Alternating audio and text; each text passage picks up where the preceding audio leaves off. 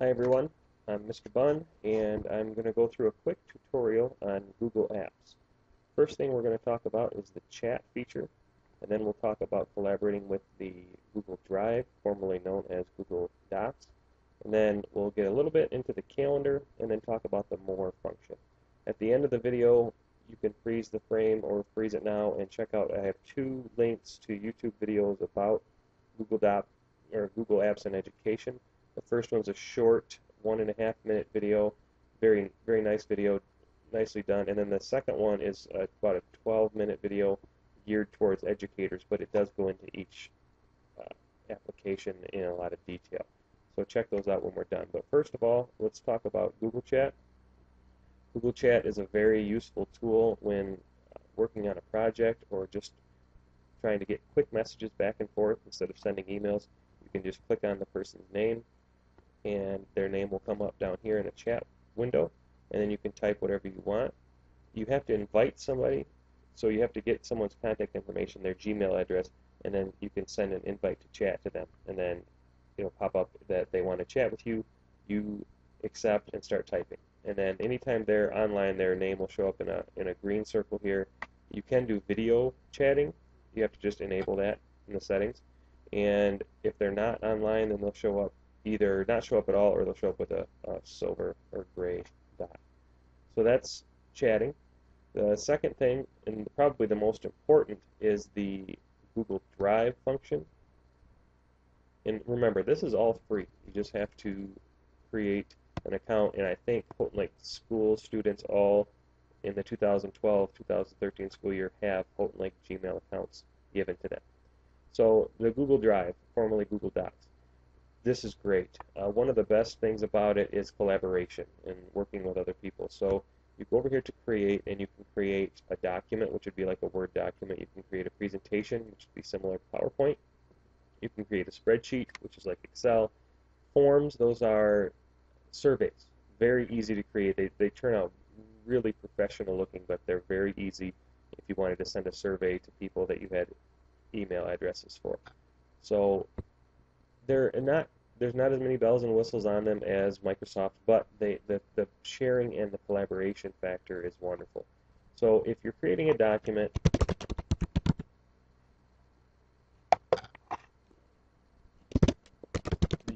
anything you type, you have your basic Word toolbars up here, but the nice thing is the sharing. So you can click over here on share, and you can share this document with somebody. Anyone that you need to share it with, you just go down here and you type their name. So if I wanted to share this with Mr. Kreiderman, I would type his name in, and I would hit share. Now, it gives you the option. If you share it with Mr. Kreiderman, he can edit it if you leave it as is. That means he can type, he can change, he can do whatever he wants. Now, if you don't want him to do that, you just want him to view a document, then you would change it down here to can view.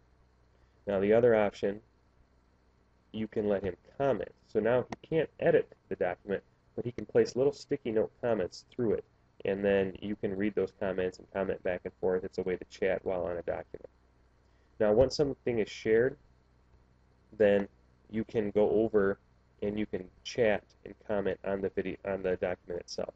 You can both work on it at the same time. You can talk, type on the document, or over on the side window. So that's Google Drive and collaboration. The other nice Google feature is the calendar. The calendar is right here, and when you click on the calendar, it'll bring up a window. I have one of these up already over here, but you can create your own calendar, and you can call it whatever you want. I have my own personal calendar, and that's linked on my phone so that I can keep track of personal dates and events. I have a class calendar that I'm going to use for my hybrid class, but then we also have Houghton Lake High School calendars. We have library calendars. There are several calendars that we use, and the nice thing about these is they can all be linked to your smartphone.